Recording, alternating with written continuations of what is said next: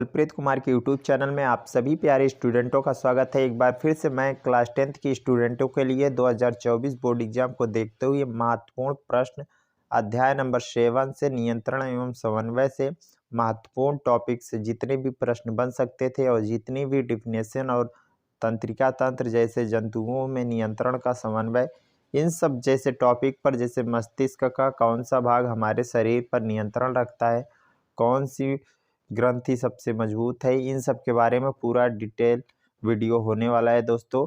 इसलिए ध्यानपूर्वक पूरा वीडियो देखिएगा बिना स्किप किए हुए। इसमें से आपके बोर्ड एग्जाम में नंबर जो फंसने के चांसेस है बहुत ही अधिक हैं दोस्तों। आइए स्टार्ट करते हैं।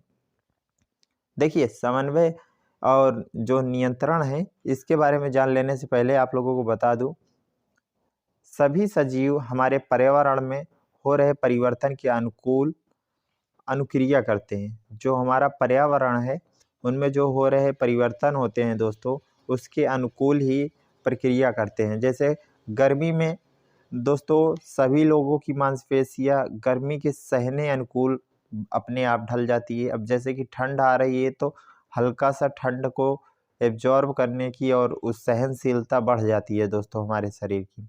ठीक, और बता दूं दोस्तों, पर्यावरण में हो रहे परिवर्तन जिनके अनुरूप सजीव अनुक्रिया करते हैं उसे उद्दीपन कहते हैं। जैसे प्रकाश, ऊष्मा, ठंड, ध्वनि, सुगंध, स्पर्श आदि दोस्तों। जैसे कि आप लोगों को मैंने बताया दोस्तों कि ये क्या है, पौधों पर या जंतु अलग अलग प्रकार से उद्दीपन के प्रति अनुक्रिया कैसे करते हैं। जो ये जैसे मौसम के चेंज होते ही अपनी प्रक्रिया को कैसे बदल लेते हैं, इसी को हम कहते हैं उद्दीपन। और उद्दीपन की प्रक्रिया मनुष्य और जानवर, पेड़ पौधे, सब जीव जंतुओं में अलग अलग प्रकार से होती है दोस्तों। ठीक है, आगे चलते हैं दोस्तों। आगे क्या कहता है, जंतुओं में नियंत्रण एवं समन्वय। देखो, जो जंतु होते हैं उसमें दो प्रकार से मुख्य तंत्र होते हैं जो समन्वय को नियंत्रित करते हैं। एक होता है तंत्रिका तंत्र, दूसरा होता है अंतःस्रावी तंत्र दोस्तों। ठीक है, तंत्रिका तंत्र को हम जान लेते हैं दोस्तों। तंत्रिका तंत्र में क्या होता है, नियंत्रण एवं समन्वय तंत्रिका एवं पेशिका ऊतक द्वारा प्रदान किया जाता है। तंत्रिका तंत्र जो होता है तंत्रिका कोशिका या न्यूरॉन के एक संगठित जाल का बना होता है दोस्तों, और यहाँ सूचनाओं को विद्युत आवेश के द्वारा शरीर के एक भाग से दूसरे भाग तक ले जाता है दोस्तों। जो तंत्रिका तंत्र होता है तंत्रिका कोशिका या न्यूरॉन के माध्यम से दोस्तों सूचनाओं को विद्युत आवेश के माध्यम से शरीर के एक भाग से दूसरे भाग तक ले जाता है दोस्तों। ठीक दोस्तों, ग्राही समझ लेते हैं। ग्राही क्या होता है। ग्राही तंत्रिका कोशिका के विशिष्टकृत सिरे होते हैं दोस्तों, जो वातावरण से सूचनाओं को पता लगाते हैं। ये ग्राही हमारे ज्ञानेंद्रियों में स्थित होते हैं दोस्तों। जो ग्राही होता है ये हमारे जो ज्ञानेंद्रियां होती हैं दोस्तों उसमें होती हैं। ज्ञानेंद्रियां हमारी 5 होती है, आँख, कान, नाक, जीभ, त्वचा। देखो एक एक का कार्य हम समझ लेते हैं दोस्तों। देखो, कान का कार्य क्या होता है। कान का कार्य सुनना, शरीर का संतुलन बनाए रखना। और आँख का काम होता है दोस्तों देखना और प्रकाशग्राही, मतलब आँखों अपने शरीर को बैलेंस बना के रखना के क्षेत्र में जाना है। त्वचा का काम होता है तापग्राही, अर्थात ताप को जो होता है नियंत्रित करना शरीर के, जो 37 डिग्री सेल्सियस होता है, 98 फ़ारेनहाइट होता है दोस्तों। ठीक, उसको नियंत्रित करना होता है।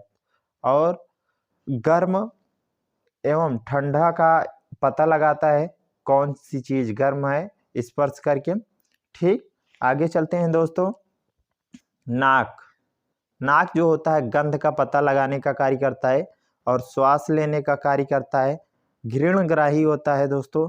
जीभ होता है रंग संवेदी ग्राही होता है, स्वाद का पता लगाता है। जीभ, आँख, नाक, कान, जीभ, सबको क्लियर हो गया दोस्तों। पांचों जो हमारी ज्ञानेंद्रियां होती हैं क्या क्या कार्य कर सकती हैं। अब आगे चलते हैं दोस्तों तंत्रिका कोशिका की ओर। क्या न्यूरॉन यह तंत्रिका तंत्र की संरचना एवं क्रियात्मक इकाई है। जो तंत्रिका कोशिका होती है दोस्तों, न्यूरॉन जिसे हम कहते हैं, यह तंत्रिका तंत्र की रचनात्मक इकाई होती है दोस्तों। ठीक, इसका देख सकते हो जो तंत्रिका कोशिका होती है किस प्रकार से होता है, आप लोग ध्यान से देखिएगा। इसमें बहुत से भाग होते हैं। देखो, कोशिकाग्र होता है, केंद्रक होता है, केंद्रक हर एक कोशिका में होता है तो होगा।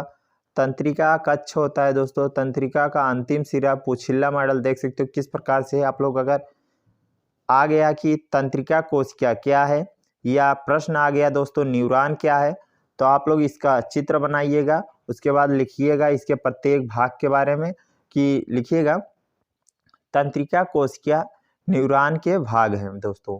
फिर उसमें देख सकते हो दुर्मिका कोशिका कागज से निकलने वाली धागे जैसी संरचना जो कि सूचना प्राप्त करती, जो ऐसे देख सकते हो पतले पतले धागे नुमा है ना दोस्तों, वो उसका कार्य क्या है, सूचनाओं को प्रदान करना, प्राप्त करना दोस्तों। ठीक है, उससे प्राप्त कर लेगा, फिर तंत्रिका तंत्र को प्राप्त मतलब कि दे देगा दोस्तों। ठीक है, तंत्रिका कोशिका का कार्य यही होता है जो दुमिका होता है दोस्तों।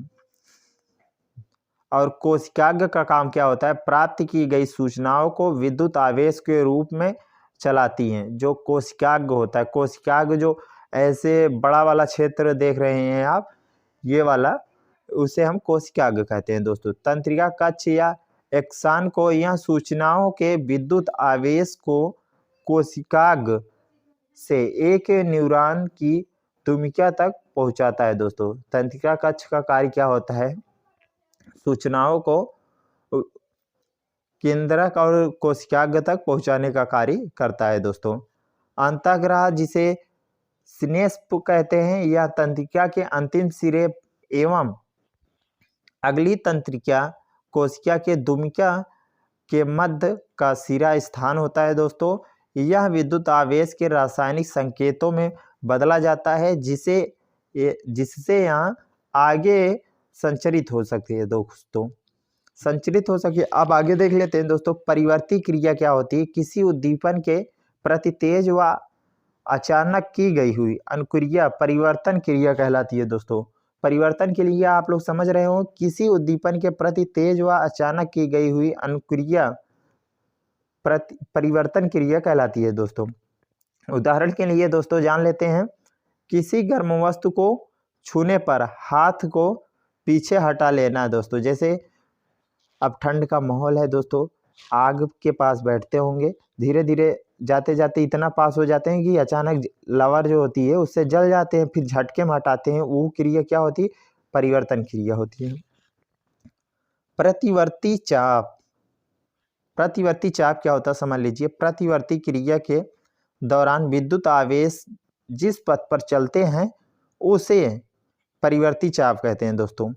उद्दीपन जो उष्मा होती है, फिर वो जाती है ग्राही अंग अर्थात त्वचा, फिर मेरुरज्जु जो हमारी पीछे की रीढ़ की हड्डी होती है, फिर कारी का जो अंग होता है, फिर अनुक्रिया हाथ पीछे हटाने का दोस्तों। जैसे जब जलते हैं तो पहले उद्दीपन की क्रिया पास त्वचा के संपर्क में आती है, फिर मेरुरज्जु मतलब कि हमारे पीछे वाले रीढ़ से रीढ़ वाली जो हड्डी होती है उसमें हल्की सी क्रिया होती है, वो डायरेक्ट मस्तिष्क में पहुंचा देती है दोस्तों। उसके बाद हाथ हटाने का कार्य होता है दोस्तों। अनुक्रिया देख लेते हैं। अनुक्रिया जो होती है दोस्तों, यहाँ 3 प्रकार की होती है। ऐच्छिक, ऐच्छिक जो होता है दोस्तों अग्र मस्तिष्क द्वारा नियंत्रित की जाती है। ऐच्छिक क्रिया जो होती है ना, यहाँ इच्छाओं के अनुरूप होती है दोस्तों, यहाँ अग्र मस्तिष्क के द्वारा नियंत्रित की जाती है, जैसे बोलना, लिखना। ठीक दोस्तों, तो इसमें है अनैच्छिक। अनैच्छिक में क्या होता है, माध्यम एवं पश्च मस्तिष्क द्वारा नियंत्रित की जाती है। अनैच्छिक जितनी भी क्रियाएं होती है दोस्तों वो मध्य एवं पश्च मस्तिष्क द्वारा नियंत्रित की जाती है दोस्तों। उदाहरण में जैसे श्वसन, दिल का धड़कना दोस्तों, ये पश्चिम मस्तिष्क द्वारा नियंत्रित किया जाता है दोस्तों। प्रतिवर्ती क्रिया, प्रतिवर्ती क्रिया में क्या होता है दोस्तों, या मेरुरज्जु जो होता है रीढ़ की हड्डी होती है, इसके द्वारा नियंत्रित की जाती है। जैसे गर्म वस्तु को छूने पर हाथ को हटाना दोस्तों, अब प्रतिवर्ती जो होता है क्रिया की आवश्यकताएं क्या क्या होती है दोस्तों, ध्यान से देखिएगा, थोड़ा सा जूम आउट कर लिया जाए ताकि स्पष्ट रूप से दिखाई दे। कुछ प्रवृत्ति में जैसे गर्म वस्तु छूने पर, पैनी वस्तु चुभने पर, ये जो अचानक क्रिया होती है, छूने पर हाथ हटाना या चुभ जाने पर अचानक दर्द उठना, ये सब क्रियाएं जितनी होती हैं दोस्तों, सब ये क्या होती है, प्रतिवर्ती क्रिया के अनुरूप आती हैं दोस्तों। ये स्ट्रक्चर देख लीजिए, मानव तंत्रिका तंत्र के दो भाग होते हैं, एक केंद्रिका तंत्रिका तंत्र, एक परिधीय तंत्रिका तंत्र दोस्तों, जिसे PNS कहते हैं, और केंद्रीय तंत्रिका तंत्र को CNS कहते हैं दोस्तों। CNS में मस्तिष्क और मेड़ रज्जु होता है, PNS में कपाल तंत्रिका होता है जिसे मस्तिष्क से निकलने वाली होती है दोस्तों, मेड़ु तंत्रिका जो कि पीछे वाली रीढ़ हड्डी से निकलने वाली होती है दोस्तों। मानव मस्तिष्क को समझ लेते हैं दोस्तों। जब इतना समझ लिए हैं तो मानव मस्तिष्क को भी समझ लेना बहुत ही जरूरी होता है। मस्तिष्क सभी क्रियाओं के समन्वय का केंद्र होता है दोस्तों। जो मानव की कितनी भी जीव जंतुओं की जितनी भी क्रिया होती हैं दोस्तों, सभी मस्तिष्क में इसके द्वारा कंट्रोल किया जाता है। जैसे कंप्यूटर का कार्य जो होता है कंट्रोल का CPU को होता है, ठीक उसी प्रकार से मानव का जो कंट्रोल पार्ट्स होता है वो मस्तिष्क होता है दोस्तों। मस्तिष्क के भाग होते हैं, जैसे CPU के भाग होते हैं वैसे मस्तिष्क के भाग होते हैं। मस्तिष्क का भाग होता है अग्र मस्तिष्क, मध्य मस्तिष्क और प्रमस्तिष्क दोस्तों। को जान लेना है अच्छी तरीके से और इनके कार्य जान लेना है। चलिए समझते हैं। अग्र मस्तिष्क जो होता है दोस्तों, यह मस्तिष्क का सबसे अधिक जटिल एवं विशिष्ट भाग होता है, या परामस्तिष्क कहा जाता है दोस्तों। अर्थात यह जो अग्र मस्तिष्क होता है बहुत ही शक्तिशाली होता है, बहुत ही ज़्यादा शरीर के लगभग सभी अंगों पर कंट्रोल करने का कार्य अग्र मस्तिष्क ही करता है। जैसे इसके कार्य समझ लेते हैं दोस्तों। मस्तिष्क का मुख्य कार्य जो होता है अग्र मस्तिष्क का सोचना समझना जो होता है, सोचने की क्रिया होती है। जैसे किसी के बारे में सोच रहे हैं आगे पीछे, जैसे क्लास के किसी दोस्त के बारे में सोच रहे हैं, फ्रेंड या गर्लफ्रेंड के बारे में सोच रहे हैं दोस्तों, तो ये सब जो बातें होती हैं अग्र मस्तिष्क करता है दोस्तों। सेकेंड वाला टॉपिक है, इसमें क्या कार्य होता है दोस्तों, ऐच्छिक कार्यों को नियंत्रित करता है। जैसे अपने दोस्त से मिलने जाना दोस्तों, इन सब कार्यों को नियंत्रित करने का कार्य कौन करता है, अग्र मस्तिष्क करता है। और थर्ड कार्य है दोस्तों, तीसरा कार्य है सूचनाओं को याद करना। जैसे किसी चीज को, किसी टॉपिक को याद कर रहे हो दोस्तों, तो उसको याद करने में मदद कौन करता है, अग्र मस्तिष्क। और अग्र मस्तिष्क आपका अच्छा है तो आपको की याद करने की शक्ति बहुत ज़्यादा होती है, याददाश्त जिसे बोलते हो। और चौथा पॉइंट है कार्य होता है दोस्तों, 4 नंबर कार्य देख सकते हो, शरीर के विभिन्न हिस्सों में सूचनाओं को एकत्रित करना एवं उनका समायोजन करना दोस्तों। सूचनाओं को एकत्रित करना और समायोजन करना अग्र मस्तिष्क का कार्य होता है। भूख से संबंधित केंद्र दोस्तों, भूख जब लगती है तो अग्र मस्तिष्क संदेश देता है कि आपके पेट में कुछ है नहीं, चूहे कूद रहे हैं, आप जल्दी से खाना खाइए। अब मध्य मस्तिष्क को जान लेते हो।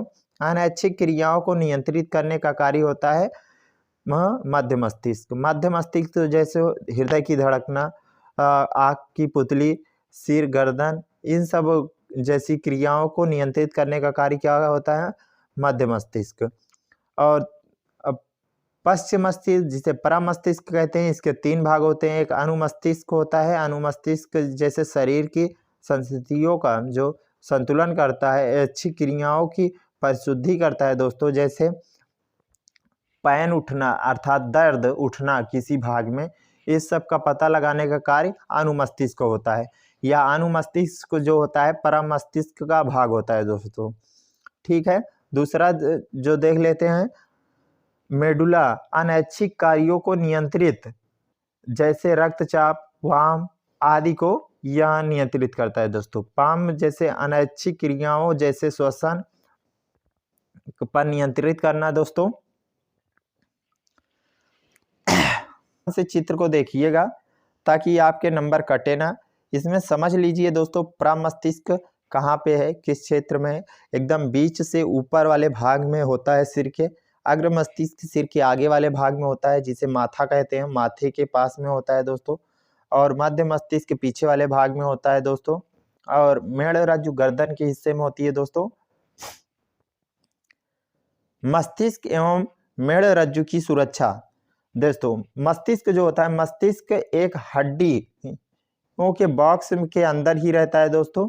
बॉक्स के अंदर दोस्तों, जिसे हम कपाल कहते हैं, खोपड़ी के अंदर मस्तिष्क रहता है। जो कपाल होती है दोस्तों उसे हम खोपड़ी कहते हैं, लेकिन खोपड़ी के अंदर होता है दोस्तों, ठीक है। मेरुरज्जु की सुरक्षा केशुदंड या रीढ़ की हड्डी करती है दोस्तों। तंत्रिका ऊतक एवं पेशिका ऊतक के बीच समन्वय। देखो ज्ञानेंद्रियां 5 बताए हैं दोस्तों। संवेदी तंत्रिका जो होती है, केंद्रीय तंत्रिका सूचना प्राप्त व संसाधित करना दोस्तों, उद्दीपन निर्माण करना दोस्तों। देखो विद्युत संकेत या तंत्रिका तंत्र की सीमाएं क्या क्या होती हैं दोस्तों, समझ लेते हैं। विद्युत संकेत या तंत्रिका तंत्र की सीमाएं। विद्युत संवेग जो संवेग होता है केवल उन कोशिकाओं तक पहुंचता है दोस्तों जो तंत्रिका तंत्र से जुड़ी होती हैं दोस्तों। जितनी भी तंत्रिका तंत्र जुड़ी होती हैं दोस्तों तंत्रिका तंत्र से, उन तक पहुंचता है दोस्तों। दूसरा पॉइंट है, एक बार विद्युत आवेग उत्पन्न करने के बाद कोशिका नए आवेग उत्पन्न करने से पहले अपनी कार्यविधि सुचारू रूप के लिए समय पर कर लेती है दोस्तों। अतः कोशिका लगातार आवेग उत्पन्न नहीं कर सकती हैं दोस्तों। जो कोशिका होती हैं लगातार आवेग उत्पन्न नहीं कर पाती हैं, एक बार उत्पन्न होने पर अपने कार्य को सुचारू रूप से समय पर कर लेती हैं दोस्तों। पौधों में कोशिका तंत्र जो होता है नहीं होता है दोस्तों, ये क्लियर है। रासायनिक संचरण। विद्युत संचरण की सीमाओं को दूर करने के लिए रासायनिक संचरण का उपयोग शुरू हुआ है। वो पौधों में समन्वय, जैसे पौधों में गति वृद्धि का गति पर निर्भर न होना, वृद्धि पर निर्भर गति दोस्तों। उद्दीपन के लिए तत्काल अनुक्रिया, जैसे वृद्धि पर नियंत्रण न होना। पौधे विद्युत रासायनिक साधन का प्रयोग या उपयोग कर सूचनाओं को एक कोशिका से दूसरे कोशिका तक पहुंचाना। कोशिका अपने अंदर उपस्थित पानी की मात्रा को परिवर्तित कर गति उत्पन्न जो होती हैं करती हैं, जिससे कोशिका फूल या सिकुड़ सकती हैं दोस्तों। जैसे कोशिका जो होती हैं दोस्तों अपने जो पानी की मात्रा होती है उसमें परिवर्तन कर गति उत्पन्न करती हैं, जिससे वो फूल पचक सकती हैं दोस्तों। उदाहरण पर छूने पर छुई मुई पौधे की पत्तियों को सिकुड़ना। जो छुई मुई का पौधा होता है दोस्तों उसी का उदाहरण अच्छी तरीके से समझ लेते हैं। पौधा जो होता है वो छूने पे सिकुड़ जाता है, कुछ समय पश्चात वो अपने आप टाइट हो जाता है दोस्तों। यहाँ जो होता है पानी की उपस्थिति के कारण होता है दोस्तों। आप ध्यान से सुनिएगा। वृद्धि के कारण गति, ये दिशिक या अनुवर्ती गतियों जैसे उद्दीपन के कारण होती हैं दोस्तों। प्रातन का वह भाग जो वस्तु से दूर होता है, वस्तु के पास वाले भाग की तुलना में तेजी से गति करता है, जिससे प्रातन वस्तु के चारों ओर लिपट जाती है दोस्तों। प्रकाशानुवर्तन दोस्तों, प्रकाश की तरफ से गति। गुरुत्वानुकर्षण, पृथ्वी की तरफ से दूर गति दोस्तों। ऐसे रासायनिक सभी जल की तरफ से जड़ों की गति ऐसे होती है दोस्तों। अब मुख्य पादप हार्मोन्स। ऑक्सिन क्या होता है, शाखाओं के अग्रभाग का बना होता है दोस्तों। कोशिका की लंबाई में जो वृद्धि होती है वो ऑक्सिन के द्वारा होती है दोस्तों। आप लोग ध्यान से देखिएगा, काफी ज्यादा लंबा हो जा रहा है वीडियो, इसलिए इसमें के महत्वपूर्ण क्वेश्चन बता देते हैं दोस्तों। पौधों में ऑक्सीजन जो ऑक्सिक होता है कहाँ संश्लेषित होता है। मास्टर ग्रंथि किसे कहते हैं दोस्तों। इस सब प्रश्नों का आंसर आपको इस वीडियो में मिल गया है, आप लोग ध्यान से पढ़ लीजिएगा। और एक एक प्रश्न के जैसे तंत्रिका कोशिका न्यूरॉन का नामांकित चित्र बनाइए। जो ऊपर बताए थे वही चित्र था, प्रतिवर्ती चाप क्या है, उदाहरण सहित समझाइए दोस्तों। ठीक है, ये सारे क्वेश्चन के आंसर इस वीडियो में मिल चुके हैं, आप लोगों को ध्यानपूर्वक देखिएगा। जैसे मानव मस्तिष्क का नामांकित चित्र बनाइए, वो खोपड़ी वाला, और चित्र बनाकर इनके विभिन्न भागों को अग्र मस्तिष्क, पश्च मस्तिष्क को आप लोग बताइए दोस्तों। और मानव तंत्रिका तंत्र के विभिन्न भागों को बताइए, चित्र बनाकर भी बता सकते हो दोस्तों। जैसे तंत्रिका तंत्र की सीमाओं के बारे में बता दो, हमने बताया है। आशा करता हूँ यह वीडियो आप लोगों को अच्छा लगा है होगा। Thanks for watching this video my dear student. मिलते हैं इसी प्रकार की अच्छी और इन्फॉर्मेटिव वीडियो के साथ। तब तक टेक केयर। अपने परीक्षा एग्जाम को देखते हुए तैयारी करिए। ये क्लास 10th के स्टूडेंटों के लिए महत्वपूर्ण वीडियो होने वाली है। आप लोग चैनल पर पहली बार आए हैं तो सब्सक्राइब कर लें और इस वीडियो को लाइक कर दें, अपने दोस्तों के पास शेयर कर दें जो क्लास 10th में हो। Thanks for watching this video dear student. मिलते हैं इसी प्रकार की वीडियो के साथ। Take care.